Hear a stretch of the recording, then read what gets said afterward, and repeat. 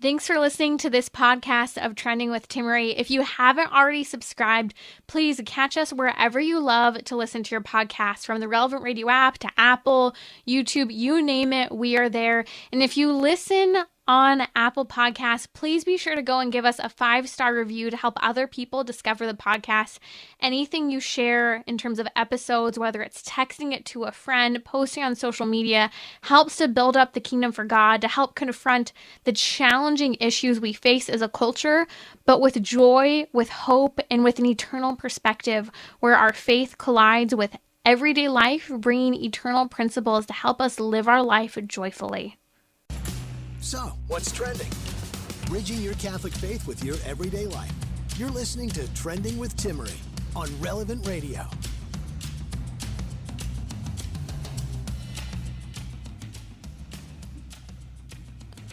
Welcome. Today is a deep dive and conversation about abortion in our culture, the connection to surrogacy, the impact of surrogacy on the host, the hired surrogate, that woman who carries the baby, but is not the mother, usually biological mother of the child, unless she's donated her eggs and another person's hiring her to both carry the baby and supply the eggs for that child. All of this is sparked by a conversation really led by who you may know as pop sensation Paris Hilton. She's come out for the last year talking about some of the trauma of sexual abuse that she experienced during her upbringing, but she's really hit, I would say, a lot of the headlines recently because Paris Hilton recently did a Glamour cover for specifically the UK edition of Glamour. And it's interesting, I read the whole thing, and she talks a lot about why she chose to use a surrogate due to some of her traumatic views surrounding childbirth, babies, including talking about her past abortion, among other things. So we're going to take a deep dive into that today. Trending. Joining me now is Hugh Brown, the Executive Vice President of American Life League. You can find them at all.org. American Life League is on the front line addressing the crisis today of abortion. Roe versus Wade has been overturned. Praise the Lord. That means now that there's not a universal right across the nation to abortion. The decision is now being determined state by state, with some very strong pro-life states and other radical pro-abortion states. There's a lot to do in our home states, and even in the states where abortion is being restricted, one of the major, or should I say the major battleground, as we've been discussing, is the RU46 abortion pill, not known as Plan B, also known as the morning after pill. That's taken within the first few days, usually after having had the baby, usually within the first day or so, and that can function as an abortion or as early, or should I say, or as contraception, preventing sperm and egg from ever meeting.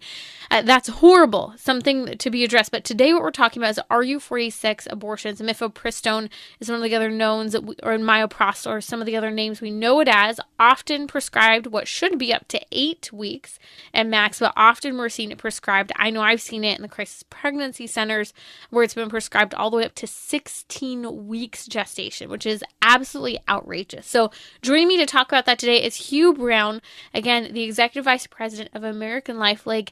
Hugh, let's talk about this battleground of the abortion pill that is so harmful for women and now being given accessible over the counter at pharmacies across the nation. Well, that's exactly right. And I think it's really important that your listeners understand exactly what you just said. Roe versus Wade was struck down, and what that did is simply eliminate a federal right to abortion, which those justices claimed was in the Constitution, from nonsensical terms like penumbra, hidden meanings, right? Nonsensical stuff, and put it back on the states. And while we have many states that have restrictions, which again define life at any given stage that is very subjective, and children are still dying, some states that are working to ban abortion, other states that are working to legalize abortion and up until after birth, we have a window here that we have to work like crazy. It's naive to think that the other side will not invest all the resources of the world. They have the media, they have politics, they have popular culture, they have, the devil himself, as we're in Lent, right? At the end of Lent, the devil brings Christ on top of a mountain and offers him every known kingdom, every kingdom on the planet, known and unknown. How is that possible? Because he's in control of this world, and he still is. So it's important that people in their state, whether it's California, where they want to enshrine abortion in the Constitution, or states like Texas, where they're working like crazy to eliminate it entirely, you've got to get involved, because for every resource we pour in, the other side is going to pour in 100 times that amount, because that's what they do. And these pills are the front line. Planned Parenthood, as an example, is responsible now for 83% of all pill abortions. That's old information. It's probably upwards of 85 or 90 now. 53 at that time of a year and a half ago, when our last report came out, 53% of all their abortions, were the pill abortions, and they're responsible for the vast majority of them. And these pills are currently under review by a judge in Texas, because the FDA, way back when, 20 plus years ago, rushed approval through. For anybody that thinks that we live in a just society, the FDA's job is to secure our health, to make sure that the food we eat is safe, to make sure that the drugs that we are prescribed have actually gone through rigorous processes. And it's not true, right? It's all politicized. It's all demonic agenda in a lot of occasions. So this judge has the ability, and we expect this ruling either later this week or next week. He could do nothing. He could strike down these abortion pills because of the hasty way they were put through, to anything in between. So people need to pray for that, because if anything gets in the way of these pills, the other side is going to go crazy, and it's going to empower them to attack the states where abortion is limited, restricted, or outright in the process of hopefully being banned. So we have to fight like crazy, because they're not going to stop. This window is maybe 5-6 years, maybe, and that's a number. I don't know if that's accurate. Is it less? Is it more? If we don't do everything humanly possible, abortion will be legal because of the firepower and the demonic evil of the other side to sue, to influence judges, to scare politicians. People have got to fight for life, and it's now more important than ever. And they can't be afraid of labels and the garbage of the enemy. Right. Have courage. Right. Work and pray. And there's so much we can do in our individual states. And that's part of what is so good about Roe versus Wade being overturned. It makes the battle more centralized and focused. And we can really bring our forces together in our states, crossing party lines, crossing denominations. I mean, there's so many things that we can do. I'm getting ready to go to a fundraiser here in Southern California for the abortion, for a crisis pregnancy center. And one of the big things, that we appreciate is that we will be side by side with, Catholic, Protestant, all walks of faith coming together with political activists, with, congressmen, religious leaders standing to fight and protect human life. And this is what is so important about this battle, is that we are doing something. And when you talk about the RU46 abortion pill, you mentioned that over 50% of all abortions here in the United States are RU46 abortion pills. Why? A couple reasons. Less overhead for the abortion clinic. And second, they knew Roe v. Wade was going to be overturned. Since the 90s, the Clinton administration, you and I have talked about this, specifically had the strategy to deregulate the abortion pill so that was the way in which women had access to abortion. Now, this goes against every idea, Hugh, of abortion being, quote, safe, legal, and rare, because RU46 abortion pills have never been safe. They want to make sure that they're legal, but they're trying to bring them in even to states where abortion is illegal. That's why they have this new version of the RU46 abortion pill called the late period pill, where they say, don't test if you're pregnant, take this pill. It's called the late period pill, and it will bring on your period.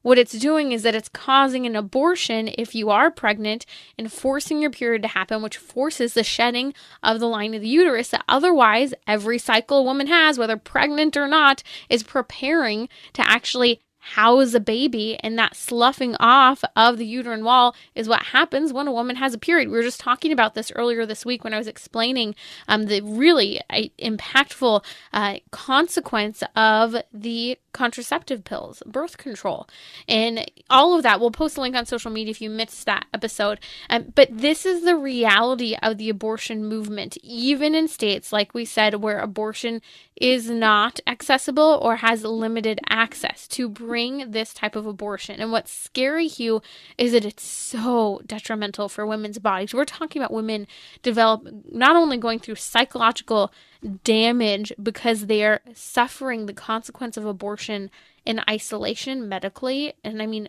we're talking about blood clots the size of baseballs and larger. We're talking about women sitting in a bathtub of blood. I have counseled and been next to these women as they have gone through the process of their regretted abortion, and they're bleeding and bleeding, and they think they deserve it. They won't go to a hospital for help. And that's psychologically so damaging and medically so damaging, with autoimmune disorders developing as a result of these chemical bombs being put in women's bodies. And women deserve better than this aftermath of abortion that's leading to the inability to have children later on as well. Without question. And I'm not a believer in generalizations, in that we're not going to paint every group of whatever it is we're talking about with a broad brush. But I'll say this. The majority of people that support abortion, at least at the levels of politics, at the levels of supporting it for advocacy, at the levels of working in these clinics, at the levels of fighting like crazy to keep abortion legal, they hate women. They hate women because deep down, how on earth could you want to subject someone to this absolute horror? And just to back up what you're saying, MSN Today put out an article, and I'm about to drop my phone. Where they said that the abortion pills are indeed not safe. Well, no kidding. I mean, the label says it can kill you, right? And it's kind of like COVID, right? A guy hits a tree at 80 miles an hour who was perfectly healthy, but he happened to test positive. Maybe not. He died of COVID death. There are so many women that are suffering irreparable harm and dying because of these pills, perhaps weeks or even a month later from complications, but none of that is reported. We talk to people all the time that call us for help, and nobody cares. I mean, there's a case in New York recently where a woman brought her a 32 to 36-week-old baby. Brought the baby. They had told her she was 10 weeks pregnant. She's 30-something weeks pregnant. Brought the baby to the clinic, and they said they would just dispose of it and didn't want it reported. And thankfully she did. And what did the police do? Nothing. So that is what we're up against. So things like you and I are talking about, every opportunity we have, we've got to tell the truth, because there could be a 15-year-old little girl listening right now, a woman in her 20s, in her 30s, in her 40s. You've got to realize there's always hope. There's always someone that wants that child. And you're talking about a handful of months of your life to bring life into the world that will last, that will last a lifetime, and then beyond, when your child has his or her own family. So abortion is an absolute anti-Christ act that we've got to oppose. Now, Hugh, I want to talk about why it's so important that individuals are equipped with this information. First of all, a clarification, because I know there's a call that came in about this. Someone was trying to say that there's no difference, someone was trying to say that the morning after pill doesn't cause an abortion. That's a lie. The morning after pill can function in two ways: as a contraceptive, preventing sperm and egg from ever meeting, but it can also function as an abortifacient, causing an early abortion of a baby, also known in that developmental stage as a zygote. That's no reason to degrade the baby. That's a baby in its earliest stage of development. And he or she has all of the genetic makeup present. We can study whether the baby's a boy or a girl, characteristics, sex differences, eye color. So much is there in the traits of the child right at the beginning of human life. And so that is one type of an abortion, the morning after pill. Now, what's scary is that we've seen in the crisis pregnancy centers, because that's my background. I worked for almost 6 years in crisis pregnancy centers, and we saw the decrease in girls coming and reaching out for help who were pregnant, because these girls would tell us they wouldn't just take one morning after pill the day after having sex with their boyfriend or whoever it was. They would take 1, 2, and 3, and 4 because they were so scared of being pregnant, and for days to come. And so it's become harder and harder to reach these girls who are abortion minded, because they're so quickly jumping in to take that fast out, but doing so much damage to their body. So that's the morning after pill. Can both function as an early abortion, or if sperm and egg haven't come together yet, can prevent that from occurring. Now, here's what we're talking about. We're talking about RU46, a two-part process of an abortion process. One that causes the death of the child, and two that causes the delivery of the child. It's earlier in the pregnancy, so this is done alone.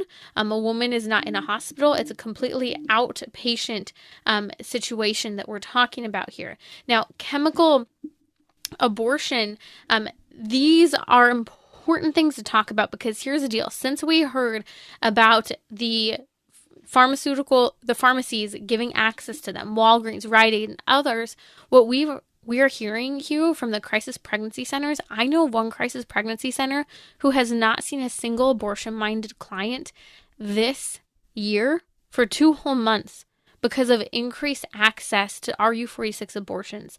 That is, women are so quick to get access today to abortion pills that it is hard to even reach them. And this is why people like you and I, everyday people, need to be sharing this information and talking to people about the harm of RU46 abortion pills, but also about the help and resources available if you ever or anyone you know finds themselves pregnant.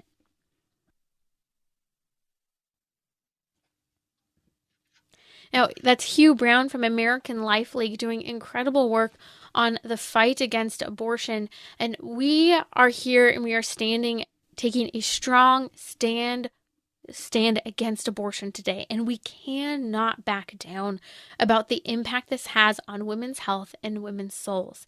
And we're going to talk a little later about the impact of abortion on a woman, that post-abortion trauma that occurs. And we're going to tie this even into pop sensation Paris Hilton's own story. Here with me now is Executive Vice President of American Life League, Hugh Brown. Hugh, what can people do today to get involved in this frontline battle over the abortion pill in their state? So it's important that all the things that you've talked about, it's important that people educate themselves. And if you visit ALL.org, there are links and articles and brochures and downloads available on the subject of we've tried to keep it simple on pill abortions or the abortion pill, because RU46 also is the same chemical cocktail in that 2-pill regimen that murders children, that they say up to 10 weeks. Again, we've talked to women, as I'm sure you have, that have taken it at 16 weeks, 20 weeks, and beyond, because the fallacy of Planned Parenthood in particular is that the Biden administration keeps extending the emergency powers of the COVID pandemic, even though it's long since passed. And part of the reason for that is that Planned Parenthood still has the ability to have you log online and have these pills prescribed by possibly having a Zoom type call and an online conference with who knows if it's a doctor, likely just someone that works there. And then the pills are on the way to you. And you can also, as you said, pick them up at these pharmacies. And it's important that people understand in their state what the laws are, that they understand where is the law? Do you have a state that has restrictions? Do you have a state that has unlimited access? And then get involved. We have a whole list of associate groups we work with throughout all the states, and we work very closely with crisis pregnancy centers. I'll be speaking next weekend at Ohio Right to Life at their big conference. And what I'll be speaking about is moral courage, because that's what's needed right now. We need to have no fear, and we need to stand up, and we need to help have these conversations. You don't know the power of a conversation. You can have a conversation with your children that can change lives, because your children will talk to their friends. Don't be afraid to say things on social media. It's important that we spread the word everywhere and in every way that we can, because babies are dying. And this particular administration in the world is not going to stop until abortion happens without question. And that's just that God's people are not going to allow that to happen. So the fight will never end, because they'll never silence. And we have to continue to work to tell the truth and to work to get to those most vulnerable, which are women who feel that fear. And I agree with you. I know so many families that want to adopt children, that go to China to adopt children, that went to former Russian Soviet Union countries to get children. And it's there for anyone who's suffering mentally or psychologically that feels they have to terminate their baby. You don't. There's help and there's resources. We have associates that are crisis pregnancy centers that also walk with the women all through the process, to delivering the baby, to helping them find jobs, to making sure that the child has everything that he or she needs. There are a lot of good people out there. We work with the Catholic Church as well. And there are just a lot of resources available that people don't know about. While that moment may be a fearful moment, it's just a moment. And then there's the reality that there's a human life involved, your child who will be your child forever. And it's important that you embrace that human being, because he's yours. He's yours and he'll be yours forever. And he will grow up and he or she will have their own family, and that will continue for generations. That's God's plan, right? Killing him is the devil's plan and the world's plan. And we've got to oppose it and be unafraid to do so. Amen. That's Hugh Brown, the Executive Vice President of American Life League. You can find them and all these great resources we're talking about at all.org. I'll post a link on social media as well as in the episode notes. You can find this information there to dive deeper. I'm also posting an article about the dangers of the abortion pill, which we talk about regularly here on Trending, but you need to know. And here's the deal. In your back pocket, you should have this information. Did you know that a woman can start the abortion pill process and change her mind and deliver a healthy baby safely? That's abortionpillreversal.com, abortion pill reversal. If a woman has taken that first pill in the chemical abortion process and changes her mind with well-ministered progesterone support, that baby can be saved. I've had the honor of working with the founder of the abortion pill reversal and helping really see this come to fruition. And it's been incredible to see countless women who said, I took the pill and I regretted it the moment I took it. And then all of a sudden, I never thought there would be hope. I looked up online, and there's such a thing as abortion pill reversal, and I have a healthy baby today. And there are thousands of healthy babies today after women have changed their minds and said, no, I want to keep this baby. So check it out, abortionpillreversal.com. That's been Hugh Brown from American Life League. I'll be back in just a moment to talk about surrogacy, abortion, what happens to a woman after abortion. Paris Hilton, pop sensation, has come out recently talking about the sexual abuse she experienced, but also the abortion that she had, and now choosing to have a child via surrogacy, even though she can carry her own babies. We'll talk about that in just a moment here on Trending.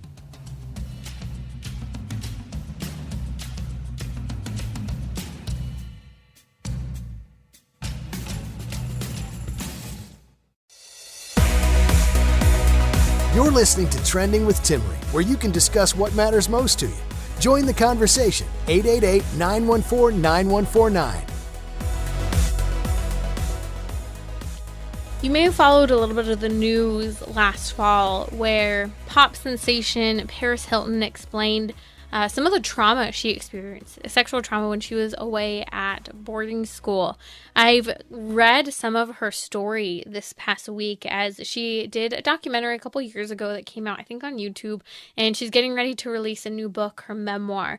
Now, if you know Paris Hilton, you know her for a couple things. You definitely know her for her leaked sex tapes that were leaked in her early 20s. You also probably know her and Nicole Richie from the Inner Life. Not the Inner Life, the Simple Life, not the Inner Life, but from the Simple Life, where it was really one of the first reality TV shows that we saw. What's interesting is, if you didn't know this, Kim Kardashian was actually Paris Hilton's assistant. And lo and behold, there we go. Kim Kardashian has one of the most well-known ever reality TV shows. But here's the deal. In reading Paris Hilton's story, a number of things came up. Now, I had really kind of come across this because I heard about a connection between her having had a past abortion and now hiring a surrogate to have a baby. Now, Paris is in her early 40s and she just had her first child. She hired a surrogate. She had frozen eggs, and her now husband had harvested sperm, and they created a new life. Now, there are some things that are so irking about this story. It's a lot to swallow, but I think there's a lot to glean from it. And here's the deal. Paris Hilton has been an icon, not just a sex icon in our culture, but has been an icon in many ways for young girls. I think that, I know myself, she was always kind of that, what many people refer to as the dumb blonde, the bimbo. And she even talks about that in Glamour, how because of all the trauma that she experienced, that she actually started to play like the dumb blonde, that she fell very easily into that role. And that's what they told her to act up in the Simple Life reality TV series. She was the dumb blonde, and Nicole Richie was kind of that bad girl type of character. Now, Paris Hilton ended up sharing that she fears childbirth. There are two things that she's absolutely terrified of. It's death and childbirth. And childbirth was the big one that she pointed to. Now, she made connections specifically to when she was on The Simple Life. Her and Nicole Richie actually saw a live birth, and that really traumatized her. She also, and which, by the way, I think that would traumatize most women. I have been one of those people, and I think some people are really interested and think childbirth is amazing. I think it's amazing, but I don't want to see it. I don't want to see it for myself. I don't want to see it for anyone else. I mean, I think to each their own, but that is one thing that can sometimes absolutely terrify some women, justifiably so. But Paris Hilton also has chronicled her shocking and heartbreaking experience as a young woman in her teenage years. Multiple moments of sexual abuse, starting with a school teacher when she was about 15, then going into a scenario where she shared that she was date raped by an older guy. She then shares also about a terrible experience she had in her later high school years at a boarding school where she was drugged, subject to gynecological exams at night where they were abusing her. It was Provo Canyon School, I believe, in Utah.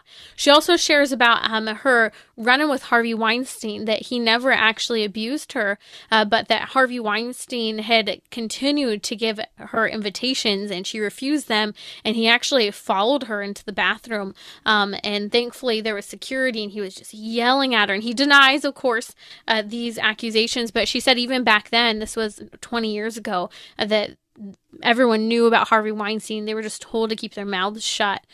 So this woman truly has been through a lot when it comes to sexual abuse, and it's really heartbreaking. And if you take nothing else away from this conversation, I think it's important that we look at Paris's story, and it's a moment where we recognize that we live in a very sexualized culture with people who do not respect the gift of our lives, their lives, the gift of sexuality, the gift of the potency, the ability to have children, and that our children, all women, need to have the power to say no to someone who's older who might flatter them, to situations that are less than safe. They need to have integrity with where they are at, who they associate with. Now, at the point when Paris Hilton had been around Harvey Weinstein, she'd already had so many sexual encounters that were so harmful to her that she actually had kind of become that girl who was like the no girl, that she would maybe kiss the individual but wouldn't go any further than that. And so she kind of had a line that she was drawing at that time. But she had lived a whole slew of a sexual lifestyle and trauma. You also probably know her for the sex tapes that had come out of her, and all of this, and you go kind of through her story, and it just resonates with me that girls, young women today need to be able to say no. They need to be taught about safety, about not drinking, especially, not drinking before 21, but even after that, you don't have to drink. You don't have to drink all the time. I think that probably over the last 2 years, I've drank more as an adult than I did, in my entire, adult life. And that's been very, very limited. And I think that, it's important that we talk about that. It's always been usually within a very safe home situation and not to the point of excess and drunkenness. But even that, we hear specifically that Paris Hilton talked about when she had just a few sips of a drink by these older guys that had flattered her, and they had slipped something into her drink, and just the story that she recalls, it is heartbreaking. What she recalls, but also the fear of what she doesn't remember about what happened that day. Girls need to be empowered with safety. And so I want to really drive that home when looking at Paris's story.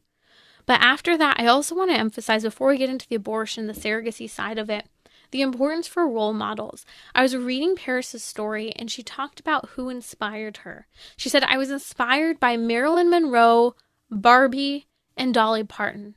All these blonde icons who were definitely playing characters as well. Now, she says this as if it's a good thing, but also as a negative thing. And she doesn't fully explain herself here, but she talked about how she kind of played a character as a dumb blonde, but at the same time, in a positive way, she talked about her role models, her icons, her inspiration, Marilyn Monroe, Barbie and Dolly Parton. How sad, but also how poignant to understand that I think that this is what my generation, the millennial generation, in many ways has looked up to. Truly sex icons. Look at them. Marilyn Monroe, Barbie, and Dolly Parton. Barbie itself is not just a toy. Now, I had Barbie dolls. I had a phase. I think a lot of kids go through phases. But Barbie was always meant to be this exploitive type of doll. And I think that's important. That's how kids played with Barbie most of the time. That's what the Barbie doll reduced girls to, was what you can give, what you can do, how easy you are. And I think that that's what's so important. And look at Marilyn Monroe. Isn't she known for having, I want to say, somewhere between 3 and 6 abortions? It might even be more than that. And look at how her life ended. And so today when we talk about role models, look at the story Paris Hilton and who her role models are. And then let's look to who our role models are, who the role models are of young women today. And we need to help realign and orient who those role models are. It's such an important thing. I think this is one of the gifts when I talk about kind of my upbringing. When I had the opportunity to attend a lot of pro-life conferences with inspiring men and women who were advocating for incredible causes. I got to see them in person. I got to talk to them. And that had a very positive influence on me. The type of role models I saw before my eyes, who I looked up to and look up to this day. But you have to surround your kids with positive role models. Social media is so quick to give that next influencer, and for us to dump this influencer and move on to the next influencer, or to be offended by one slight offensive little thing that one influencer did.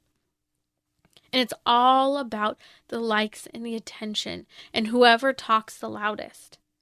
That's why earlier this past week we had a guest on who talked about the life of Saint Genevieve, the stories of the saints. I'm not saying that we exclusively fill children's minds with only stories of saints. That would be great, but we also live in the 21st century, and while God calls us to live in the world, He tells us not to live of it. We should be able to talk about these pop sensations and talk about the faults, but also the good things that they do. But the problem is that we're just glorifying these so-called inspiring creators online without looking at how detrimental the lifestyle is that they're living. And so who is inspiring our girls today? That is a very important question, one to be aware of, and maybe to propose different role models. Now, here's the deal. This is what the whole conversation was sparked by. I found out that Paris Hilton just had a baby a few weeks ago via surrogate. She said she didn't want to carry a baby, that she wanted to have a surrogate, that she's now 42 and just welcomed her first child. And she had actually consulted with her longtime friend, Kim Kardashian, for advice on in vitro fertilization, because this is how Kim Kardashian has her kids. She's using the same doctor as Kim Kardashian, and she actually shares all about how the doctor does everything, including vetting the surrogate, making sure the surrogate's the right surrogate and healthy enough to be worthy to carry her child beforehand. And she said that she would have chosen either way to actually carry her child, not to herself, but via surrogate at any age, because she's terrified of, as I said earlier, childbirth. She's terrified of it after seeing in The Simple Life one woman giving birth, but then she also, without going deeply into it, mentions her abortion. I find it interesting that she mentions her abortion. She doesn't say that's the reason why she doesn't want to carry her own baby to term and give birth. But all of this you see, from the sexual abuse and her fear of medical examinations to the trauma of having seen childbirth when she was in her early 20s on the set of The Simple Life. All of this points to these horrible exploiting moments of this young woman, including her abortion, that have actually destroyed her gift of motherhood in the respect that it's disrespected the potential for life. She's had this abortion that has completely disregarded the fact that she already has been a mother. And you look, it takes 20 years for her to then intentionally have a baby, and in a way that she says, I can't carry a baby myself. I'm terrified. There's a reason, I will just say, that she's terrified of even death. because she had an abortion. An abortion is a deadly thing, and it instills a lot of fear in many women. But some of the things that aren't talked about but are most, I think, evident is that before she even married her now husband, she had actually already started trying to have babies as a single woman. She had actually already had eggs that had been frozen and was going through the process of in vitro fertilization looking for a surrogate. And based on what she says, it seems very evident that she had had failed attempts at carrying a baby to term via surrogate, or even getting to the point of implanting a baby in the early stages of development in the uterus. And I think this is important because we don't talk about the fact that intrauterine insemination has around a 10% success rate. Now, you can do 6, 7, 8 cycles, and maybe you can cite a statistic that says there's an 80% success rate, but that's if it's multiple rounds. Not only that, and by the way, I was just following an influencer on social media, and she just shared about another pregnancy loss where they're going through in vitro fertilization, and they've done, I think, 10 rounds of IVF. They have 1 child so far from IVF, but that's it. And what happens in the process? First of all, we have to recognize that we're creating human life in a petri dish outside of the God-given and God-ordained location that a baby is meant to be created. Now, these babies are dying in a science experiment in petri dishes because that is not where a baby is meant to be created. So we are disregarding and being dangerous and excessive in the way we interact with human life, and excessive in the fact that we're just destroying humans and the ability to create a human. Because we're creating 1, 2, 3, 20, 30 new babies in the earliest stage of human life, but then often these babies die in the process. But then what happens is, let's say 2 or 3 babies make it further along in the development where they're actually going to implant the baby in the woman's uterus. Often more babies even die then. They usually put 6, 7, 8 babies in at a time. Some of them die off, and then sometimes you have 2 or 3 babies that are still developing. And then they do a, quote, selective reduction, where they selectively choose which babies they will abort, usually based on who will have the most successful potential for a genetic outcome in the long run, or which one is expected to be a boy versus a girl. All of these things are very important to hear and understand, because IVF is that glamorous thing in front of women who are struggling with fertility that actually does not promise a baby, but has a very low success rate. Some people cite a success rate of 20 to 30%, but that's for a very small window of an age, of a particular age, usually in the 20s, and after multiple rounds, not just 1 round. And the failure of those rounds is so detrimental on the woman. I've talked to women today and husbands today where the woman is so depressed, she is so low functioning because of the loss of children, the inability to carry a child to term via in vitro fertilization. And we're going to talk in just a little bit about surrogacy and the impact on women. And let's actually talk about that briefly now, because I think it's important. When we talk about surrogates, this is someone who is often hired to carry a child for someone who wants a baby. So she's not necessarily the biological mother. She'll definitely not be the legal mother, the mother who raises the baby. Now, it's interesting because I was reading in one of the articles that came from people.com, it says Paris Hilton says fear of childbirth from past trauma led her to use a surrogate. Do you hear that language? Use a surrogate. That is, use another woman to carry your child. Exploiting women is not a solution to our fertility crisis or even our fear of carrying babies to term or childbirth itself. St. Pope John Paul II, following on the lines of great theologians before him, such as St. Thomas Aquinas, talked about the only proper attitude to have toward a person is love, and not to see them as an object of use. The surrogate is an object of use, a means to an end to having a baby. And a person is never meant to be a means to an end. Even for those who can carry their own children, you shouldn't just look at your spouse as a means at getting your child. That's actually a wrong attitude to have about marriage or children or sexual intimacy. So when we talk about fertility, if you know someone who's struggling with infertility, check out our NAPRO doctors who can help without destroying human life or damaging women's bodies to the best of their ability to treat underlying health issues to help women have babies. NaproDoctor helped me and have helped many friends of mine. You can learn more at fertilitycare.org. We'll post a link on social media to where you can find a NaproDoctor to respectfully fight to solve that fertility issue. But I'm going to come back talking about some of the harms of surrogacy and its impact on the surrogate, that is the woman who's carrying the baby.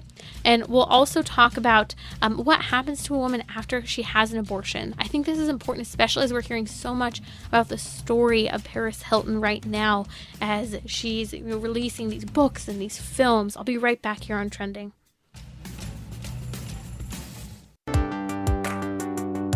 You're listening to Trending with Timmerie, where you can discuss what matters most to you.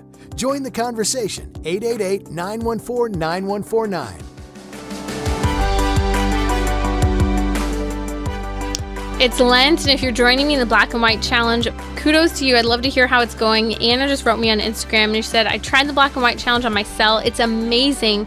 She said, I hardly pick up my cell phone. Thank you. Praise God. We want to see this change happening during Lent, so we're more present, we're more prayerful, we engage in that silence. You can learn about the Black and White Challenge now at relevantradio.com. The article there where I explain it. Bottom line is, if you haven't heard, if you put your phone on black and white, it decreases the dopamine levels and all the chemical cocktails that occur in your brain, leading you to use your phone more than you do. So go check it out, relevantradio.com, Black and White Challenge. I want to come back to Paris Hilton's story. We've been talking about it all hour. Paris Hilton, pop sensation, you know him, or her, sorry. She's not confused, at least I hope not anytime in the near future or ever. But Paris Hilton, she's been a really intriguing individual for a number of years. She's someone that I guess you could argue some people looked up to her or people were scandalized by her when I was in my teens, from the tapes that were released of her. But she's come out to talk about a lot of the abuse that she's experienced. And we're talking now about her surrogacy, that she chose to have a surrogate because she feared childbirth. She feared medical examinations because of the abuse she experienced, and how she's now using a surrogate. I was talking about how Pope St. John Paul II talked about how the only proper attitude that we are to have toward a person is love, that we shouldn't see someone as an object of use or a means to our own end. And this is what's problematic. One of the things that's problematic. We explained the connection to abortion earlier, so listen to the podcast if you have to, relevantradio.com, with regard to surrogacy and IVF. But here I want to touch on how surrogacy is exploiting women. Surrogacy should never be used as a solution in any circumstance to anything, but especially to our fertility crises or our fear of carrying children to term or giving birth to children. And I think this is really important because if you actually, and I talked about fertility, healthy fertility options for women who are trying to figure out if they can have children, to conceive. And we posted links on social media and the episode notes. But here are just a glimpse of how surrogacy is harmful for a woman. And this is why actually they're trying to see if they can use, and they can, we know that they can use cows, literal cows, to carry babies to term. Because surrogacy exploits a woman. I remember I've heard women who are not even able to speak English being recruited, and by the way, in one instance by a Catholic hospital, to be a surrogate for someone who wanted to hire her. I heard this conversation firsthand. We have examples of where women are being trafficked to be surrogates. There's this story of Michelle Reeves in California who she was trying to raise some extra money for her family and do something seemingly altruistic for someone else. And she died in the process delivering the baby for someone else, because her health was not well. It wasn't a natural pregnancy, and it left her son and daughter motherless and her husband a widower. Now, the stories with regard to the damage and harm of surrogacy are being utterly silenced. It's a multi-billion-dollar fertility industry. You don't hear about the fact that surrogacy for the surrogate causes hypertension, preeclampsia, loss of fertility, early menopause, blood clots, not to mention the legal battle over who pays for what health care, and what if the person hiring the surrogate decides that he or she doesn't want one of the babies or wants one of the babies aborted. We're hearing stories and cases such as this. And the United States is one of the few countries in the world that doesn't have some level of suppression on what's allowed with regard to IVF and surrogacy. We're one of the most permissive countries today that allows nearly free reign with regard to surrogacy. That is the exploitation of women. And these women are being abandoned when medical crises come, or a child is not wanted and the baby's aborted, whether because of medical complications for the baby or sometimes medical complications for the mother. This doesn't even touch on the post-abortion syndrome that women experience. That's why when I think back to Paris Hilton's story, and I just think about the research, we know that mainstream psychologists are having to counsel many people due to the trauma of their abortion. Even if they're pro-abortion, they know the impact abortion has on women. Guilt. Nearly a 40% increase in depression than others who haven't had abortions. A desire sometimes to want to get pregnant again to replace that baby and have a rainbow baby, or other times to completely avoid babies in pregnancy. Eating disorders. Nearly a 40% increase in anxiety. 115% increase in suicide versus women who don't have abortions. They struggle in bonding with existing children and future children. They especially suffer nightmares, anniversary reminders, fear of fertility, suffering major alcohol abuse. It's actually one of a huge sign for many women is marijuana use. 220% increase the likelihood in marijuana abuse if a woman has had an abortion compared to one who hasn't. She'll have fear of death as well, which, by the way, that's something that Paris Hilton has experienced. She talks about how this is one of the things that she fears most in life. Childbirth and death, both directly connected, by the way, to abortion. And she brings up abortion in that same exact interview, while not directly connecting the dots. This is what's behind the scenes for this poor woman who is so terrified of having children that she's had to hire a surrogate to do so. Exploiting that woman, ignoring the trauma. Because today we view surrogacy as okay because people in medical coats go about running the process for us. And so I hope this will give you an opportunity to think again about surrogacy, in vitro fertilization, intrauterine insemination, and how it's detrimental for women, the surrogate, the mother, the father. We've talked a lot about the impact abortion has had on our society. The cheap lie that our culture is telling us that we can have babies on our own terms whenever we want is an absolute lie. And it's not just women who find themselves in their 30s, 40s, and 50s, like Jennifer Aniston, who now want children and then they've had failed attempts at having a baby via a surrogate or via in vitro fertilization. Women deserve better. And if you or someone you know have had an abortion, please go to supportafterabortion.com for hope and healing for yourself or for someone you know. Post it on social media. You never know who's out there in need of that healing. I hope that someone can help give that healing and information to Paris Hilton. I hope her family can. She comes from a Catholic family, if you didn't know.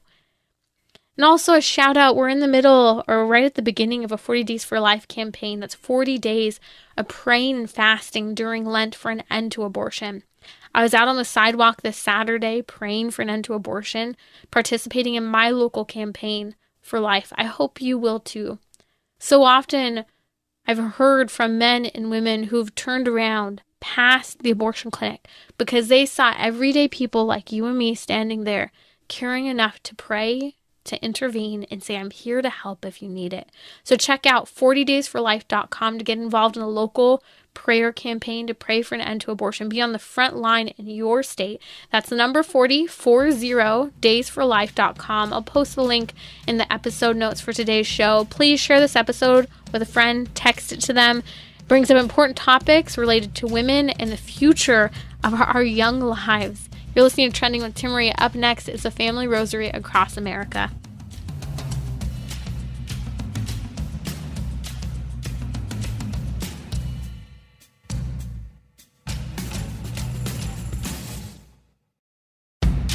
This is Timmerie from Trending with Timmerie. Wednesdays are weekly Gentleman's Hour, being joined by international fitness guru Sal DiStefano. We'll discuss how wokeness and cancel culture is affecting men's ability to be masculine, fat phobia, why working out is not toxic but actually valuable, and we'll discuss how moral relativism is blurring the lines between masculine virtue and relativistic vice. Join me daily at 6 p.m. Central on Relevant Radio or the Relevant Radio app.